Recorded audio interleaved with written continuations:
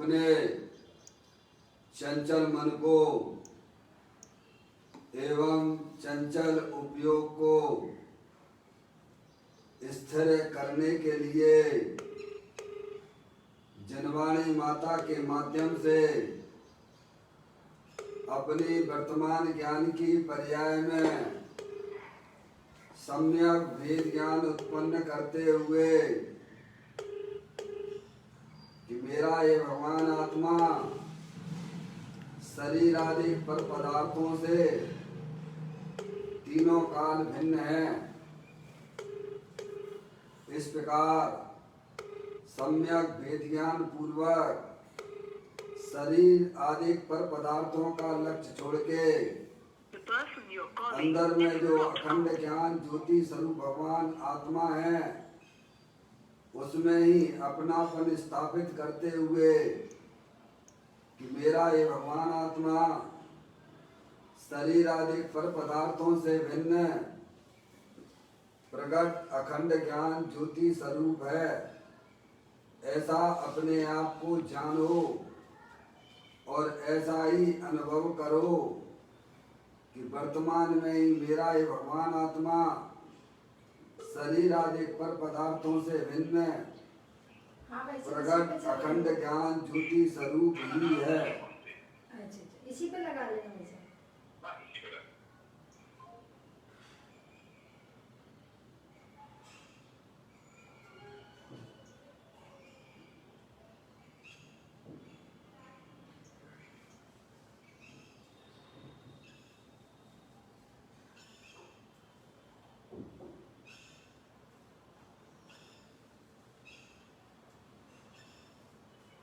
इसी प्रकार से संसार अवस्था में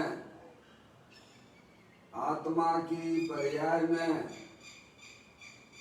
जो विविध प्रकार की पुण्य पाप के परिणाम होते हैं वे समस्त परिणाम पर के लक्ष्य से होने वाले भाव हैं।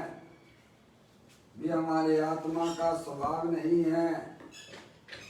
ऐसे समस्त रागादिक परिणामों में एकत्व बुद्धि, ममत्व बुद्धि, कर्तृत्व बुद्धि, भोक्तृत्व बुद्धि तथा उन रागादिक परिणामों की ज्ञाता बुद्धि को भी छोड़ते हुए अंदर में जो अखंड ज्ञान ज्योति स्वरूप भगवान आत्मा है जो कि तीनों का सुख शांति का भंडार है, पूर्ण वितराग स्वरूप है, ऐसे ज्ञायक प्रभु परमात्मा में शरीर रागादिक का लक्ष्य छोड़ के मैं तो तीनों काल पूर्ण ज्ञानानंद स्वरूपी भगवान आत्मा हूँ, ऐसा अपने आप को जानो और ऐसा ही अनुभव करो कि वर्तमान में ही मेरा ये भगवान आत्मा शरीर रागादिक से भिन्न पूर्ण ज्ञानानंद मूर्ति स्वरूप है।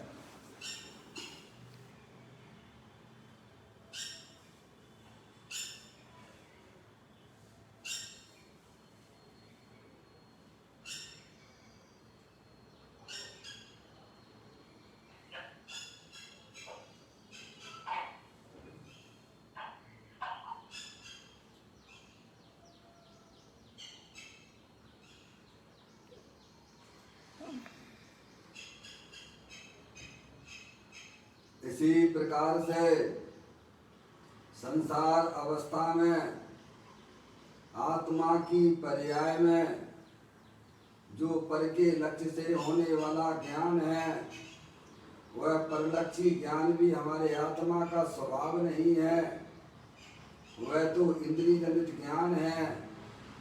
ऐसे समस्त परलक्षी ज्ञान में भी सम्यक भेद ज्ञान उत्पन्न करते हुए कि मेरा ये भगवान आत्मा शरीर रागादिक परिणतियाँ और परलक्षी ज्ञान की पर्याय से भी भिन्न एकमात्र शुद्ध वितराग विज्ञान घन स्वरूप है, ऐसा अपने आप को जानो और ऐसा ही अनुभव करो कि मेरा ये भगवान आत्मा तीनों काल शरीर रागादिक और खंड खंड ज्ञान की पर्याय से भी भिन्न एकमात्र अखंड ज्ञान ज्योति स्वरूप ही है।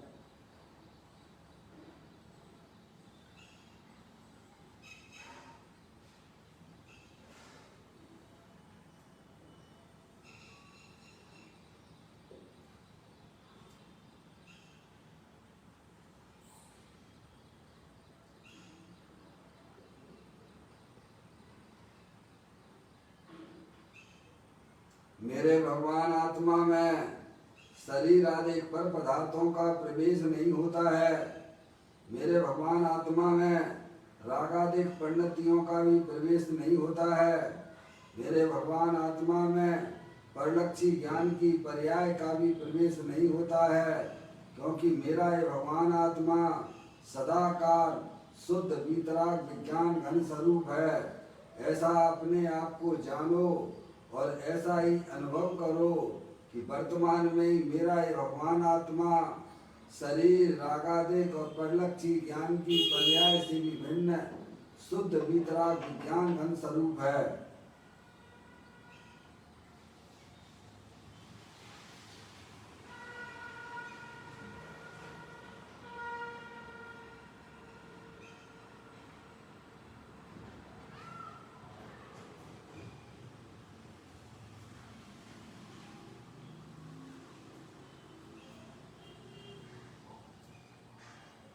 द्रव कर्म भाव कर्म नौ कर्म रहित शुद्धात्म स्वरूपो हम। मेरा ये भगवान आत्मा सदा काल ज्ञानावरण आदि 8 कर्मों से रहित है। मेरा ये भगवान आत्मा शरीर आदि 9 कर्मों से रहित है। मेरा ये भगवान आत्मा मोह राग द्वेष भाव कर्मों से भी रहित है। इस प्रकार द्रव कर्म भाव कर्म 9 कर्म रहित मैं तो एकमात्र परम पवित्र शुद्धात्मा हूँ। ऐसा अपने आप को जानो और ऐसा ही अनुभव करो कि मैं वर्तमान में ही तीनों कर्मों से रहे एकमात्र परम पवित्र शुद्धात्मा ही हूँ।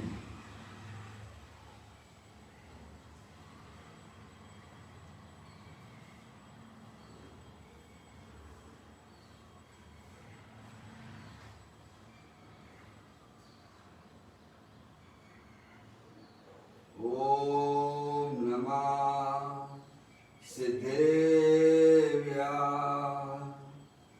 ओम नमः सिद्धेव्या। ओम नमः सिद्धेव्या। चिंतामणि सम स्वयं का चैतन्य तत्वमान है। निज का करूं मैं चिंतवन, निज का करूं श्रद्धानु में। शुद्धात्मा ही देव है जो गुणानंत निधान है।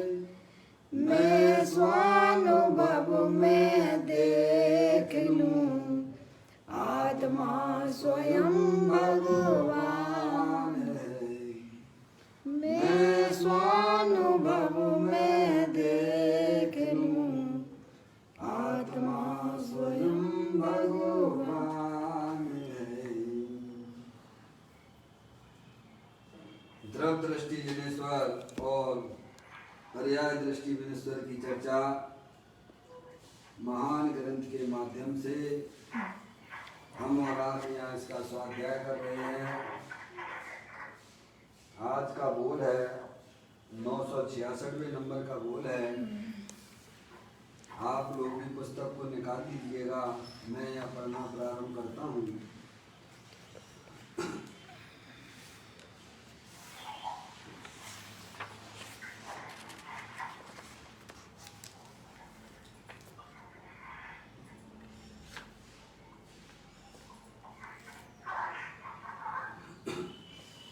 आत्मा में पुण्य पाप आदि राग द्वेष के भाव होते हैं, वे अपने अपराध से होते हैं, उन्हें कर्म कराते हैं ऐसी शंका नहीं करना। क्रोध मान माया लोभ आदि उत्पन्न होते हैं, उन्हें परद्रव्य उत्पन्न करते हैं ऐसी शंका नहीं करना। यहाँ स्त्री पुत्रादि परद्रव्य की तो बात ही नहीं है, परंतु भीतर जो कर्म है वे आत्मा को बल जबरी से राग कराते हैं ऐसी शंका नहीं करना।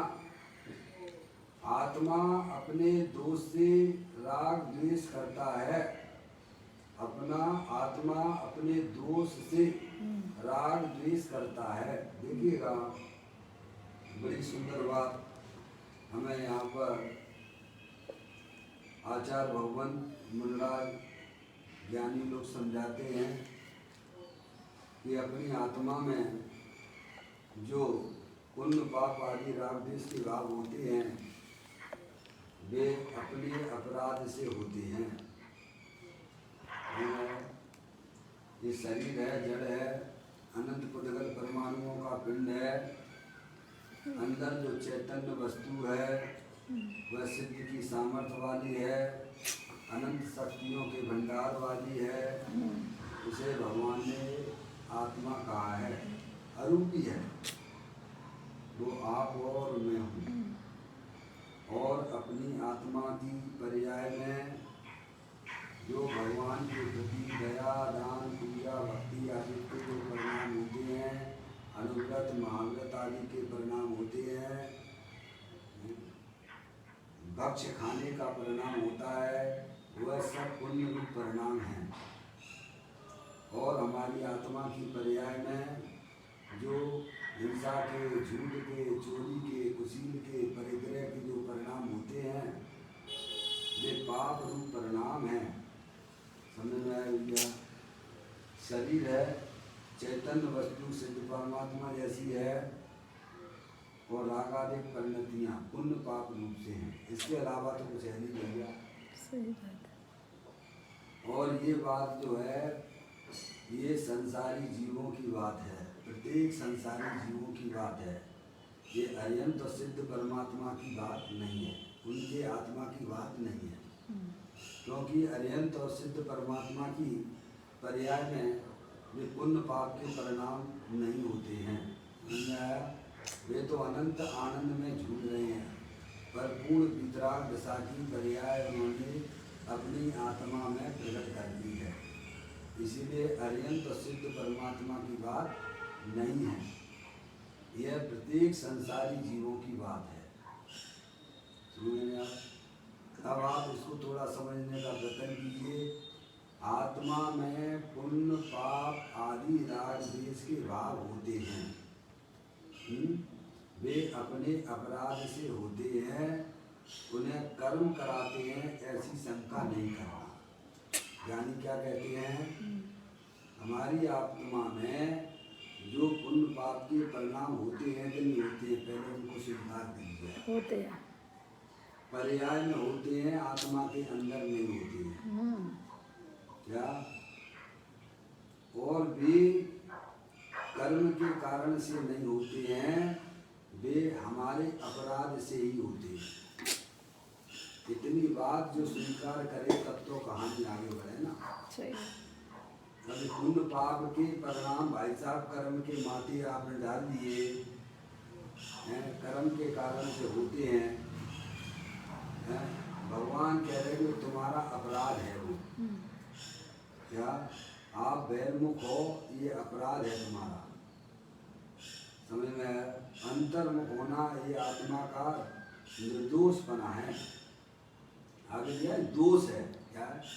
अपनी आत्मा में जो रागादिक परिणतियाँ पुण्य पाप रूप से देखी जाती हैं वह वास्तव में आत्मा का दोष है, वह किसी उपद्रव के कारण से नहीं होते हैं।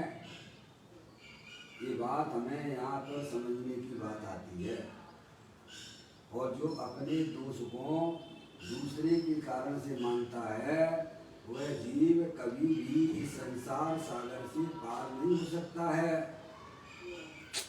गलती करते हो खुद, सरोवर दूसरे लगा को देते हो दोष। ये तो दोष तुम्हारी निमित्ताधीन दृष्टि है।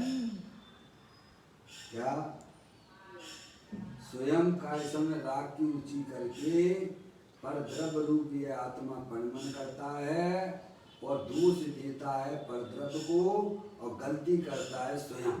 सही बात। समझ में आप?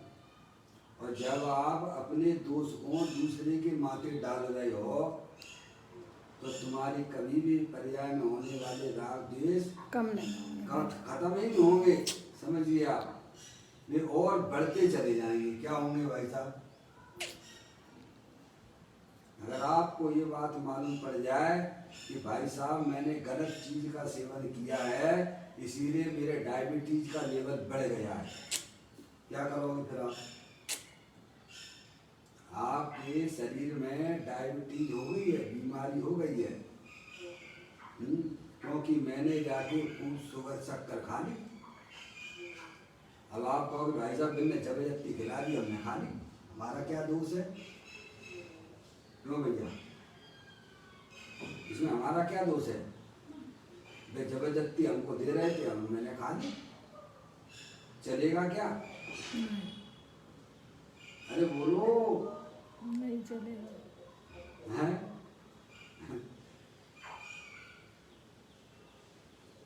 क्या समझ में आया कि नहीं आया?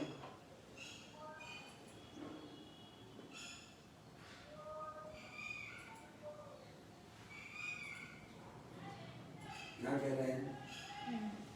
बात इतनी सी समझने की है भाई, हमारा डायबिटीज का लेवल क्यों बढ़ गया?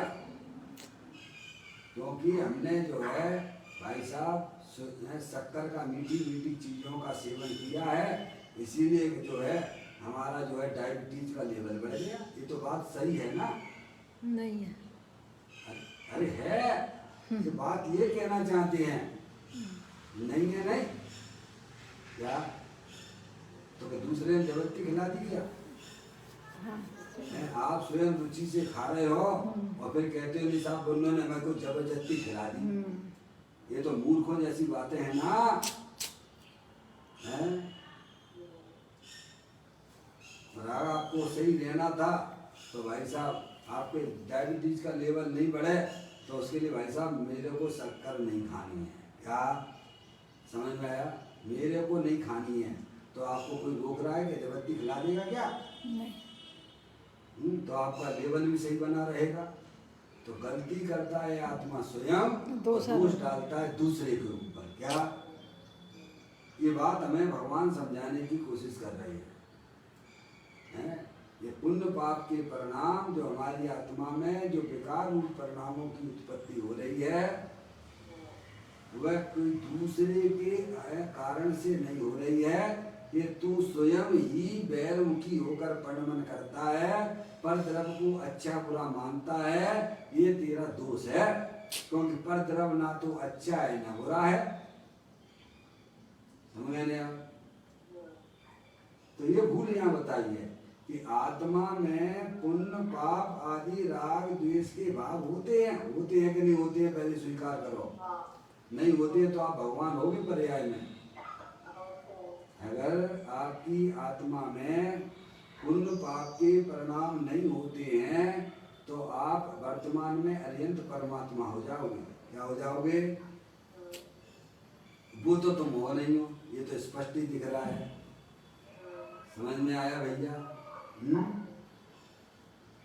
तो कहते हैं पुण्य पाप आदि राग द्वेष के भाव होते हैं, सभी संसारी जीवों को होते हैं।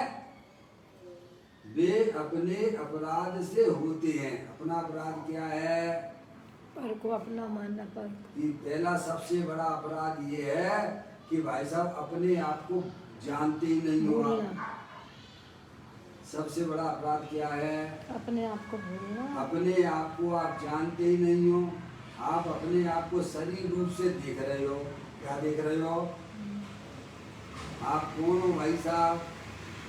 अमोघ दो तरफ है ना, ये शरीर है, अनंत पुद्गल परमाणुओं का पिंड है, जड़ है, और इसको जानने वाली चैतन्य वस्तु वह अरूपी है, अनंत शक्तियों के भंडार वाली है। सबसे पहला अपराध क्या हो गया कि शरीर है सो मैं हूं। ये अनादि काल का यही अपराध यह जीव करता चला आ रहा है। इसे ये अपराध नहीं लगता है। बोलो, सबसे बड़ा अपराध क्या है? इसे जिनवाणी में मिथ्यात्व भाव कहा गया है। क्या? पर द्रव्य को अपना जानना, पर द्रव्य को अपना मानना, ये सबसे बड़ा अपराध है। समझ रहे हैं? और इस अपराध का फल 4 गति 84 लाख योनियों में जन्म मरण करना। वर्तमान पर्याय में आत्मा दुख रूप परिणमन करेगा। समझ रहे आप? और सच्चा ज्ञान कर लो भाई साहब। ये शरीर जैसा भगवान ने कहा है, ये शरीर वास्तव में अनंत पुद्गल परमाणुओं का पिंड है। इसके हर समय परमाणु आते हैं और जाते हैं, और अंदर जो चेतनेश्वर वस्तु है, अमूर्तिक है, अरूपी है, अनंत शक्तियों के भंडार वाली है, वो मैं हूं।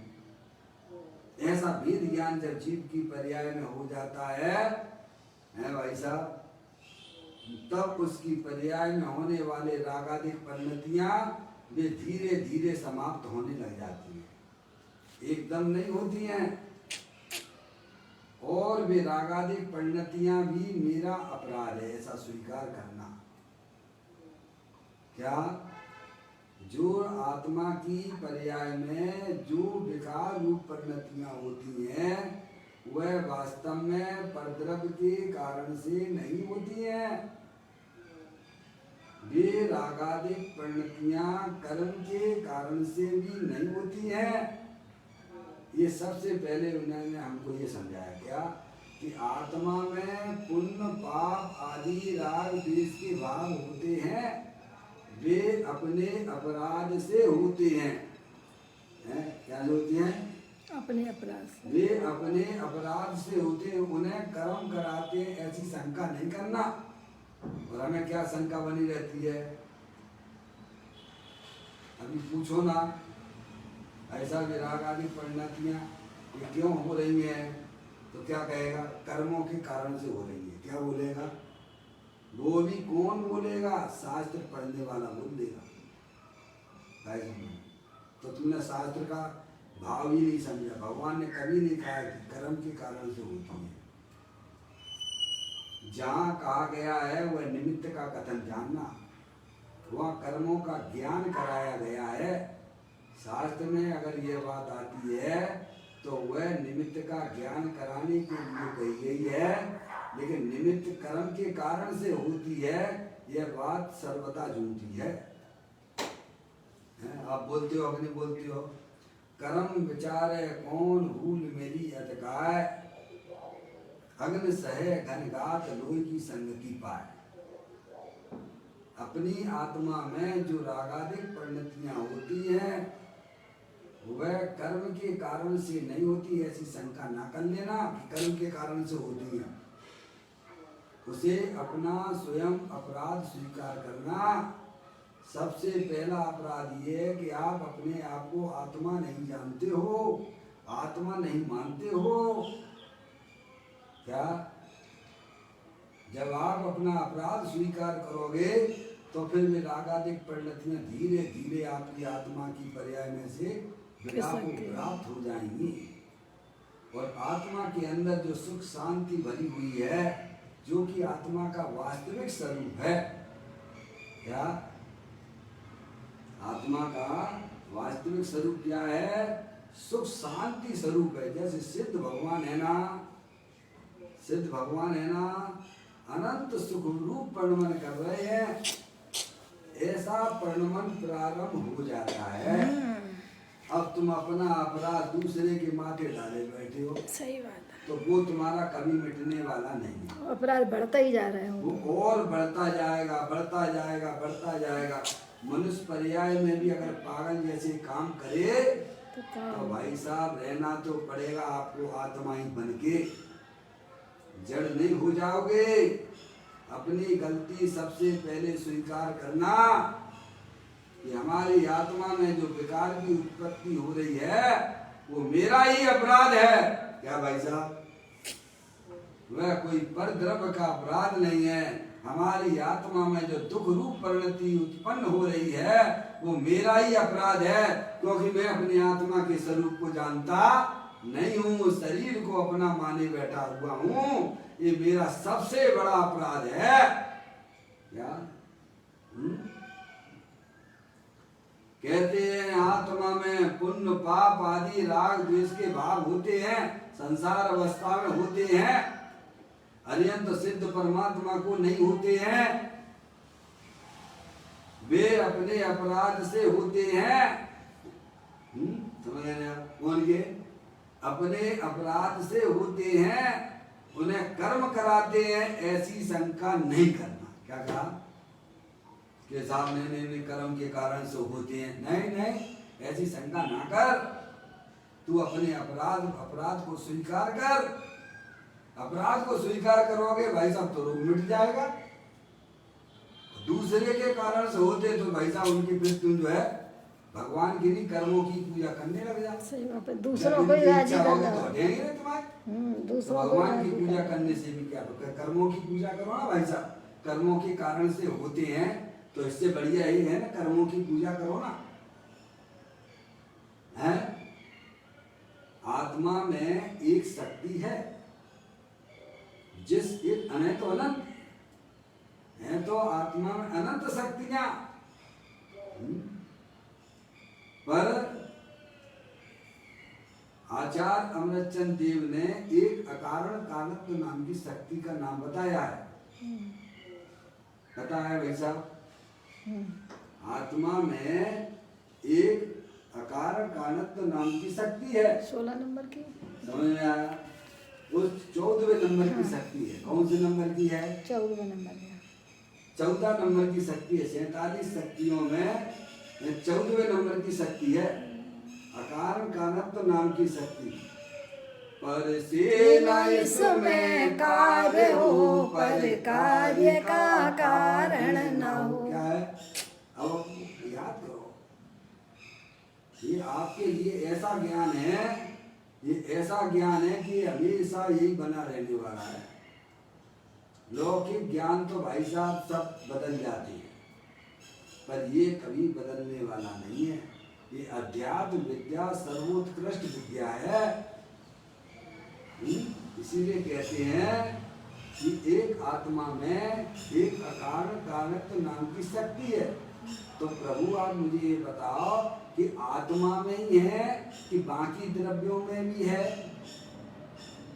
बाबूलाल जी साहब, बाबूलाल जी साहब कितने द्रव्य हैं भाई साहब?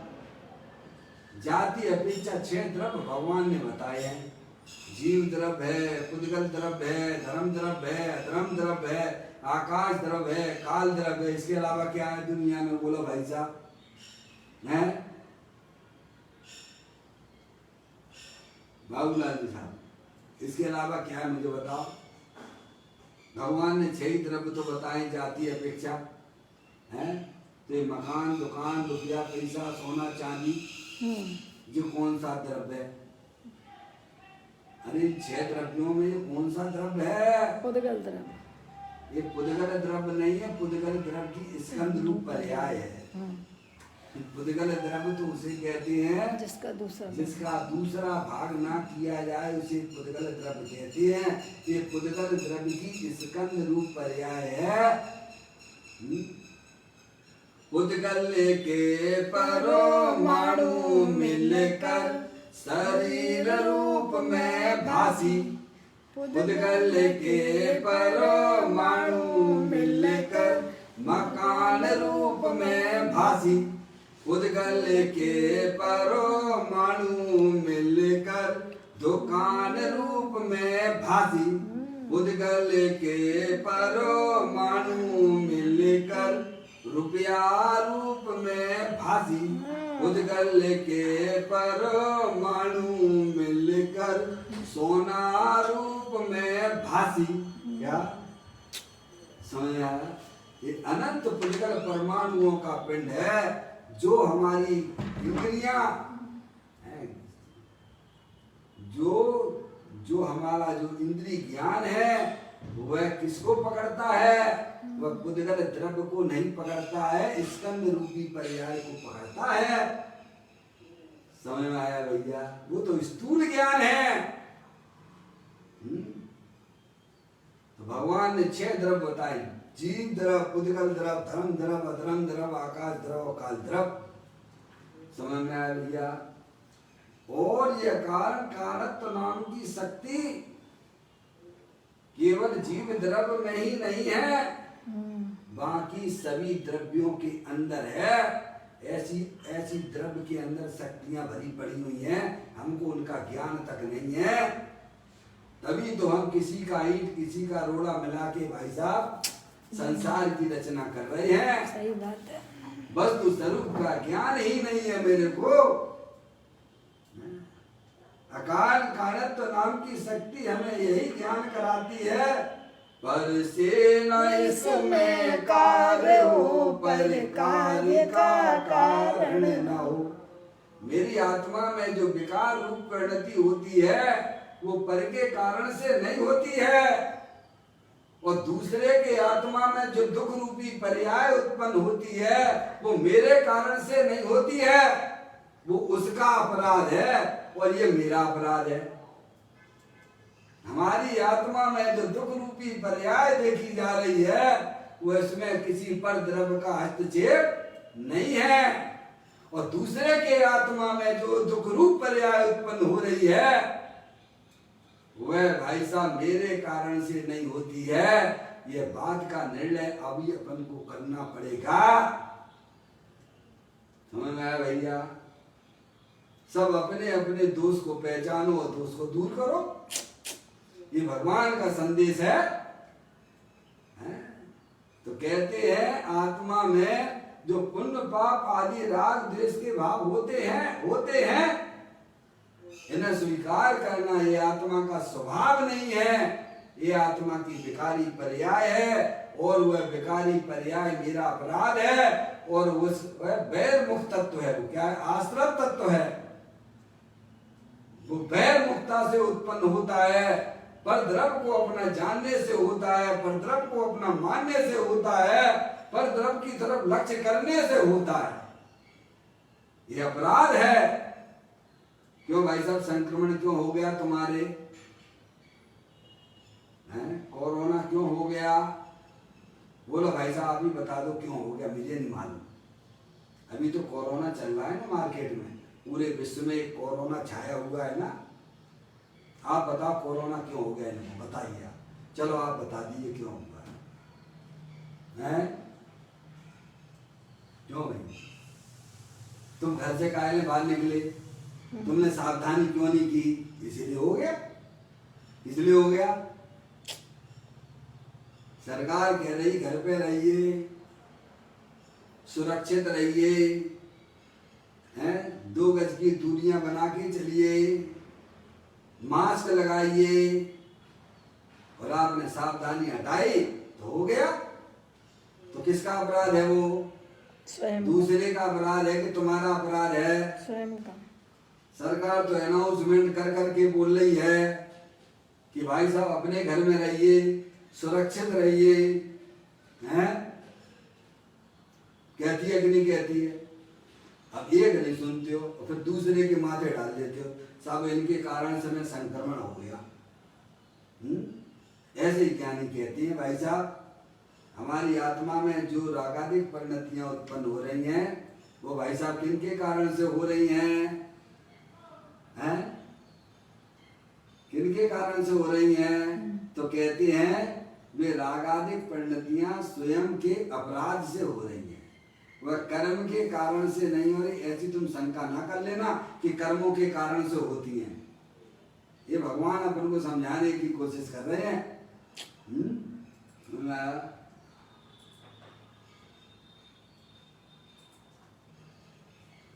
आत्मा में जो रागादिक परिणतियां, जो पुण्य पाप के परिणाम, जो विकारी परिणाम, शुभाशुभ रूप परिणाम, पराश्रित परिणाम, जो स्वयं के अपराध से हैं। मेरा अपराध क्या है प्रभु? कि तुम्हें अपने घर में रहना चाहिए था। कहाँ रहना चाहिए था? पर्याय का धर्म क्या था? कि वह अपने त्रिकालिक ध्रुव भगवान आत्मा के घर में रहे। अब ये काम तो मैंने किया नहीं। क्या किया उसने? पर्याय ने क्या किया? दूसरी चीज को अपनी चीज मान ली और निरंतर पर के सन्मुख देखती रहती है। किनके सन्मुख? तो बताओ, ये गलती स्वयं की है। बैर मुक्ता आत्मा का अपराध है, पर्याय का धर्म है। क्या भाई साहब? आत्मा में एक 42वें नंबर की शक्ति है जिसका नाम है कर्तृत्व नाम की शक्ति है। उस शक्ति का नाम क्या है? कर्तृत्व नाम की शक्ति। किसे कहती हैं? निर्मल दशाओं को करे आत्मा का धर्म है। पर्याय में निर्विकारी रूप पर्याय उत्पन्न करना ये आत्मा का धर्म है, ये आत्मा का कर्तव्य है। रागादि रूप परिणामित होना ये आत्मा का धर्म नहीं है, उसका अपराध है। और ये अपराध किसी पर द्रव्य के कारण से नहीं है, ये तेरी स्वयं की गलती से हो रहा है। स्वयं की गलती क्या है? कि तू अपने आत्मा के सन्मुख होकर आनंद नहीं लूटता है, ये तेरी गलती है। क्या गलती है? आत्मा आनंद स्वरूप है, सुख शांति का भंडार है। तुमने अपने आनंद को छोड़ा तो पर्याय में दुख की पर्याय तो आएगी ना प्रभु।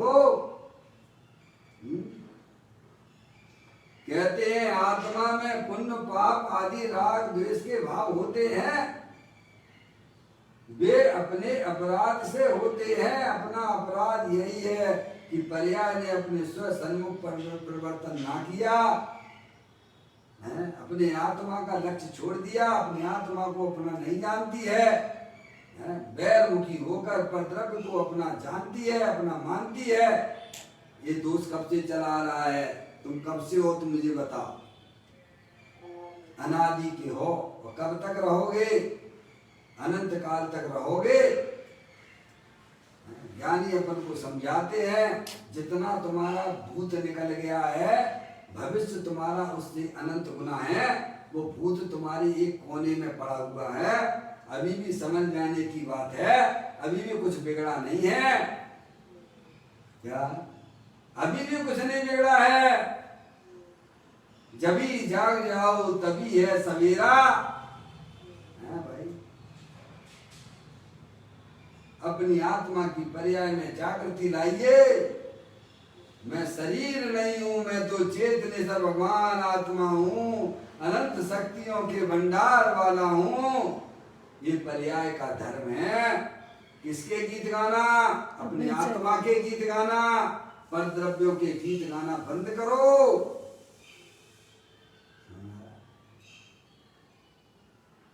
कहते हैं आत्मा में पुण्य पाप आदि राग द्वेष के भाव होते हैं, वे अपने अपराध से होते हैं, उन्हें कर्म कराते हैं। ऐसी शंका नहीं करना कि कर्म के कारण से हमारी आत्मा में राग द्वेष होते हैं। ऐसी तुम जो है भाई साहब शंका मत करना, सोचना नहीं। अपना अपराध स्वीकार करो। निकाले अपना अपराध स्वीकार करोगे तो भाई साहब कल से मैं जो है शक्कर नहीं खाऊंगा, डायबिटीज बढ़ेगी ना हमारी। ए भाई साहब नहीं, मेरे को नहीं चाहिए तो बोलो, तुम्हारी डायबिटीज बढ़ेगी क्या? बताइए बढ़ेगी क्या? आप सावधान हो गए हो अपने रोग के प्रति? क्या हो गए हो? ब्लड प्रेशर बढ़ जाता है तो डॉक्टर कहता है भाई साहब नमक का सेवन ना करो। हैं, बढ़ना है तो तली वही चीजें ना खाओ। हैं, बोलो आप नहीं खाओगे तो तुम्हारा ब्लड प्रेशर बढ़ेगा क्या? हैं, ऐसे ही आत्मा में जो रागादिक परिणतियां होती हैं वे स्वयं का अपराध रूप से स्वीकार करोगे तो क्या होगा? वे रागादिक परिणतियां आपकी आत्मा में से भी अलग तो थी और अलग हो जाएंगी। क्या हो जाएंगी? रागादिक परिणतियां आत्मा का स्वभाव नहीं है। जैसे पानी का स्वभाव शीतल रूप है। कैसा है? शीतल शीतल शीतल शीतल शीतल स्वभाव वाला पानी होता है। पानी में जो गर्माहट दिख रही है वह पानी का स्वभाव नहीं है। उसे थोड़ी देर रख दीजिए, पानी की पर्याय भी शीतल रूप से प्राप्त हो जाती है। ऐसे ही हमारी आत्मा में जो भी रागादिक पुण्य पाप के परिणाम होते हैं वो हमारे आत्मा का स्वभाव नहीं है, वो मेरा अपराध है। वे कर्म के कारण से भी नहीं होते हैं। ऐसा ज्ञानी समझ जाता है, भाई साहब पहले अपनी आत्मा के प्रति सावधान हो जाता है तो वे रागादिक परिणतियां भाई साहब वे आपकी आत्मा की पर्याय में से विदा को प्राप्त हो जाती हैं और अंदर में भीतराग सुख शांति की प्राप्ति होती है। इसको भगवान ने धर्म कहा है। अधिकांश लोग ऐसा जानते हैं। ये तो स्वाध्याय करने वालों की बता रहा हूं। अज्ञानी जीव तो यही मानता है कि ये लड़का है ना, ये लड़की है ना, जे हमारी बात नहीं मानता है इसीलिए मैं दुखी हूँ। क्या? अज्ञानी हमारी बात नहीं मानता, पुत्र आदि हमारी बात नहीं मानते, ये इसलिए लड़के लड़कियां पुत्र आदि हमारी बात नहीं मानते हैं इसीलिए मेरे को टेंशन होता है। ये तो घोर अज्ञानी जीव है। सही बात है। पर के कारण अपने को दुखी सुखी मानते हैं। सारा जगत सुख भोगता, सारा जगत अपने दुख का कारण अगर बताएगा तो पर द्रव्य को दुख का कारण बताता है कि भाई साहब क्यों दुखी बैठे हो? कि भाई साहब हमारे पास मकान नहीं है ना इसीलिए मैं दुखी हूँ, मेरे पास पैसा नहीं है ना इसीलिए मैं दुखी हूँ। क्या भाई साहब? और थोड़ा किसी ने शास्त्र का ज्ञान कर लिया और फिर कहने लगता है कि भाई साहब ये रागादिक परिणाम कर्म के कारण से होते हैं। कर्म के कारण से होते हैं। कर्म के कारण से होता है, इसमें अपना कोई दोष नहीं है। क्या कहता है? स्वाध्याय करने वाला व्यक्ति जीव है अध कचड़ा है, अध कचड़ा गदरी झलकत जा। कहते नहीं भाई साहब, little knowledge is very danger. ये कहावत है, समझे? पूरे कहीं कहीं पढ़ लिया, थोड़ा बहुत पढ़ लिया, मन चाहे जो पढ़ लिया, इधर से उधर से उधर से उधर से इधर से, और भाई साहब मैं तो ज्ञानी हो गया, मैं तो शास्त्र ज्ञानी हो गया। क्या हो गया? ये तेरा कोई काम नहीं चलेगा, तूने शास्त्र पूरा पढ़ा नहीं है। शास्त्र में तो यही कहा गया है कि रागादिक परिणतियां जो आत्मा की पर्याय में संसार अवस्था में देखी जाती हैं वो कर्म का अपराध नहीं है, वो तेरा स्वयं अपराध है। तू स्वयं बहिर्मुखी होकर अपने आत्मा का लक्ष्य छोड़ देता है तो तेरी पर्याय में रागादिक होती है भाई, दुख रूपी पर्याय उत्पन्न होती है। आप सावधान हो जाओगे तो रागादिक पर्याय से हाथ जोड़ नहीं भाई साहब, अब तो तुम समझदार हो गए हो। क्या? अब तुम्हारा हमारे साथ कोई संबंध नहीं है। क्या हो जाएगा? इसलिए ज्ञानी जीव को कोई रोक नहीं सकता है, वो संसार से निकल जाते हैं और समझदार लोगों के साथ में रहने लगते हैं। किसके साथ में? जितने ज्ञानी है ना वे सब समझदार हैं। हमारे साथ में जो है भोपाल में था तब की बात आता हूँ, ठाकुरों के बीच में मैं रहता था। हमारे दोस्त भी बहुत ठाकुर थे, तो ऐसे ही मीटिंग हो रही थी तो मीटिंग में मैंने बोला भाई साहब ये ठाकुर जो है ना ये हमारा दोस्त है, हमने ठाकुर दो तरह के होते हैं।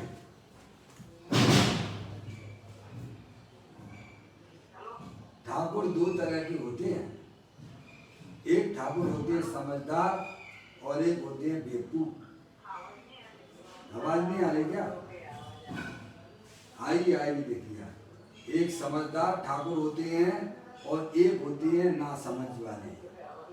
समझ गए? हमने समझदार ठाकुर जो है ना, वे हमारे सिद्धालय पे बैठे हुए हैं। 24 तीर्थंकर है ना, वो कौन थे? समझदार ठाकुर। जैनी थे कि ठाकुर थे?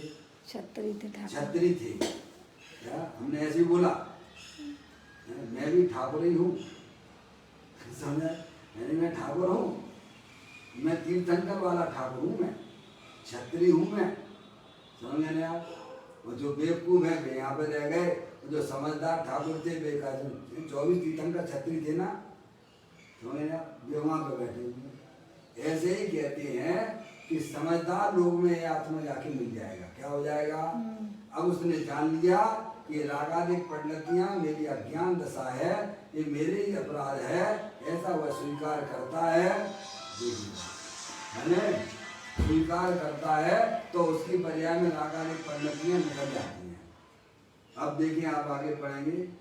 क्रोध, मान, माया, लोभ आदि उत्पन्न होती हैं, उन्हें परद्रव उत्पन्न करते हैं, ऐसी शंका नहीं करना। क्या? आत्मा की पर्याय में जो क्रोध परिणाम की उत्पत्ति होती है, मान परिणाम, माया, लोभ आदि की पर्याय की उत्पत्ति होती है, वह किसी दूसरे के कारण से नहीं होती है।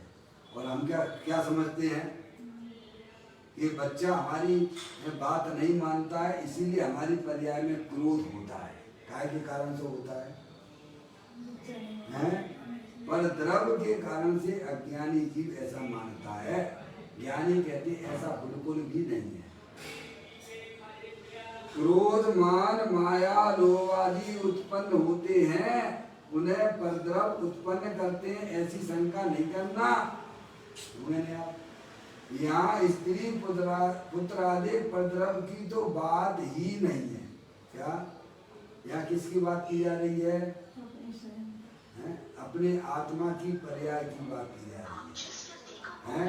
और कर्म जो है वे सूक्ष्म है, क्योंकि चित्र में हमने बताने का प्रयत्न किया। यहाँ पर आप इस चित्र को देखिएगा, आपको पूरे द्वादश सांग का ज्ञान हो जाएगा।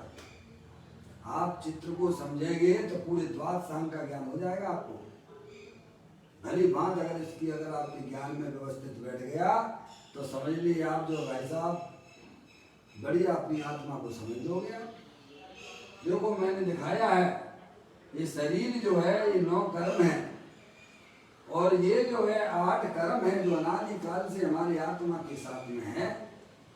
और अंदर जो रागादिक परिणतियां जिनकी यहाँ चर्चा चल रही है, पुण्य पाप रूप परिणाम, क्रोध, मान, माया, लोभ, ये ब्लू कलर है, ये ब्लू कलर, समझ गए? और ये व्हाइट कलर ये अपनी शुद्धात्मा वस्तु है। समझ गए आप?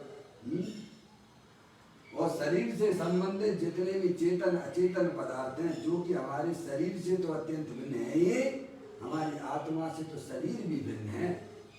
समझ रहे आप? तो यहाँ कहते हैं कि स्त्री पुत्रादि परद्रव की तो बात ही नहीं है। क्या भाई साहब? अब पूछे किसी से, क्यों भाई साहब क्यों दुखी बैठे हो? क्या अगर हमारा शरीर बीमार है ना, इसीलिए मैं दुखी हूँ। भगवान कहते कि ये बात नहीं चलेगी तुम्हारी। समझ गए आप? शरीर बीमार है इसीलिए तुम दुखी हो, तुम्हारी मान्यता झूठी है। शरीर में जो अपनापन आपने स्थापित किया है, शरीर को अपना मानते हो, यही दुख का कारण है। शरीर बीमार है इसीलिए मैं दुखी हूँ, तेरी मान्यता झूठी है। तुम हो चेतनेश्वर भगवान आत्मा, अमूर्त प्रदेश वाले, अनंत शक्तियों के भंडार वाले हैं। तो कहते हैं आत्मा में जो क्रोधादिक रूप परिणतियां उत्पन्न होती हैं, वे परद्रव उत्पन्न करते हैं, ऐसी शंका नहीं करना। यहाँ स्त्री पुत्रादिक परद्रव की तो बात नहीं है, परंतु भीतर जो कर्म है, कौन से कर्म? ये ये 8 कर्म देखो ब्लैक कलर का, ये किसकी बात कर रहे हैं? किसकी बात कर रहे हैं? ये अंदर जो 8 कर्म है, जो ज्ञानियों को दिखते हैं, अज्ञानियों को नहीं दिखते हैं। किनको दिखते हैं? ये 8 कर्म रूपी सत्ता किनको दिखती है? ज्ञानियों को दिखती है, अज्ञानियों को नहीं दिखती है। समझ में आया भैया? ज्ञानियों को अंदर में विश्वास है पर्याय में, क्या 8 कर्मों का संयोग अनादि काल से हमारी आत्मा के साथ में है। शरीर में रोग होता है, तो जो अंदर असाता कर्म, साता वेदी है ना, वेदी कर्म है ना, असाता कर्म का इसमें निमित्त है। ज्ञानी जानता है शरीर रोगी है, निरोगी है, इसमें कर्मों का काम है, इसमें मेरा कुछ भी काम नहीं है। मैं तो ज्ञाता दृष्टा पुरुष हूँ। रागादि परिणतियाँ भी होती हैं, क्या वैसा मैंने आप जो कर्मों के कारण से बताई गई हैं, इसीलिए बताई गई है कि जो अपने अपराध को दूसरे के माथे छोड़ देता है, अपने अपराध को, रागादिक परिणतियों को जो अपना माने बैठा हुआ है, उससे कह दिया कि भाई साहब कर्म के कारण से हैं। वो श्री गुरु तो पर्याय दृष्टि छुड़ाने के लिए बात करते थे। क्या के लिए? जो राग को ही अपना स्वभाव मान के बैठ गया था, उससे कहा कि ये कर्म के कारण से होती है। किससे कहा? किसको बताया? जो राग को अपना स्वभाव माने बैठा हुआ है, उससे श्री गुरु ने कहा कि तेरे कर्म के कारण से होती है। पर वास्तविकता विचार करो कि रागादिक परिणतियां स्वयं अपने सत्कारक से होती हैं और वो स्वयं का ही अपराध है। ये बात आपको यहाँ तक आना पड़ेगा। किस अपेक्षा से कौन सी बात जनवाणी में आती है, उन अपेक्षाओं को भी हमें समझना जरूरी है। भ्रमित होने की कहीं भी कोई गुंजाइश जनवाणी में नहीं है। कहते हैं परंतु भीतर जो कर्म है वे आत्मा को बल जबरी से राग कराते हैं, ऐसी शंका नहीं करना। क्या करना? कर्म विचारे कौन भूल मेरी अधिकाय, अग्नि सहे घनघात लोई की संगति। कर्म कोई जबरदस्ती भाई साहब राग नहीं कराते हैं। जैसे मैंने आपसे पूछा है, आप जो अपने घर से आ रहे थे स्वाध्याय के लिए, तो मैंने पूछा भाई साहब आज आप लेट क्यों हो गए? आप क्या कहोगे? वो कह रहे घर से तो मैं समय पे चला था, बीच में हमें हमारे पिताजी मिल गए ना, उनने रोक लिया था, इसीलिए मैं लेट हो गया। तो रोका तो आपको 2-3 लोगों ने और भी था, वहाँ तो आप रुके नहीं। 2-3 लोगों ने भी आपको रोका था, पर आप वहाँ तो नहीं रुके। पर पिताजी ने रोक लिया और आप रुक गए, तो आपने जवाब क्या दिया? किधर से जवाब दिया? किधर से जवाब दिया? कि पिताजी के कारण से मैं आज स्वाध्याय में लेट हो गया। भगवान कहते हैं तेरी बात बिल्कुल झूठ है, 100% झूठ है कि तू पिताजी के कारण से स्वाध्याय में लेट नहीं हुआ है। अगर पिताजी के कारण से अगर स्वाध्याय में लेट होता तो रोकने वाले तो 2-3 लोग और भी मिले थे, तेरे यार दोस्त भी मिले थे, तू वहां क्यों नहीं रोका? क्यों भाई? उस समय उसके दोस्त भी मिले थे ना, उन्होंने बोला था कि भाई साहब 2 मिनट 1 मिनट जरा मेरी बात तो सुनो। नहीं अभी नहीं, अभी मेरा स्वाध्याय का टाइम है, अभी मैं बिल्कुल नहीं सुनूंगा। और पिताजी ने रोका तो रुक गए। तो मैंने पूछा भाई साहब क्या बात हो गई? तो कहेगा भाई पिताजी के कारण से रुक गए हैं। जबकि ये बात यथार्थ नहीं है। आप अपने स्वयं राग के कारण से वहां रुके हो। किसके कारण से रुके हो? किसके कारण से रुके हो? स्वयं का अपराध है। आप चाहते जैसे 2-3 लोगों को आपने पास कर दिया था, ऐसे ही पिताजी को भी इग्नोर करके आगे बढ़ सकते थे। समझ में आया? यही तो ज्ञानी हमें समझाने का प्रयत्न कर रहे हैं कि आत्मा की पर्याय में जो विकार रूप परिणति होती है वह कर्म के कारण से नहीं होती है, परद्रव्य के कारण से नहीं होती है, पर द्रव बलजबरी से तुम्हें कैसे समय वहां रोकता नहीं है। आत्मा स्वयं अपनी अज्ञानता से रुका हुआ है? शरीर को अपना माने बैठा हुआ है, विकारों की रुचि अंदर में है, वहीं पर अटका हुआ है। कहाँ पर? सच्चा ज्ञान करो। उपयोग में उपयोग नहीं, उपयोग नहीं क्रोध आदि में है। क्रोध क्रोध विषय निश्चय, क्रोध नहीं उपयोग में। उपयोग है नहीं अष्टविध कर्म कर्म में। ये कर्म अरुणो कर्म भी कुछ है नहीं उपयोग में। ऐसा अभिप्रेत ज्ञान जब ही प्रकटता है जीव के, तब अन्य नहीं कुछ भाव है। उपयोग शुद्धात्मा करे। सबके अस्तित्व को स्वतंत्र रूप से देखने की व्यवस्था कीजिए, हैं? तो आपकी पर्याय में कभी भी दुख की उत्पत्ति नहीं हो सकती है, क्योंकि आत्मा तो स्वयं वितराग आनंद स्वरूप है, सुख शांति का भंडार स्वरूप है। मिलावट ना कीजिए। द्रव्य स्वभाव में तो कभी मिलावट होती नहीं है। अज्ञानी जीव पर्याय में मिलावट का धंधा करता है, यही उसकी सबसे बड़ी भूल है। कहते हैं यहाँ स्त्री पुत्रादि परद्रव्य की तो बात नहीं है, परंतु भीतर जो कर्म है वे आत्मा को बलजबरी से राग कराते हैं, ऐसी शंका नहीं करना। आत्मा अपने दोष से राग द्वेष करता है। कैसे करता है? अपना दोष क्या है? अपनी आत्मा को नहीं जानना, यही आत्मा का सबसे बड़ा दोष है। शरीर को अपना जानना, शरीर को अपना मानना, रागादिक परिणतियों को अपना स्वभाव मानना, ये आत्मा का सबसे बड़ा दोष है, और वह दोष अनंत संसार का कारण होता है।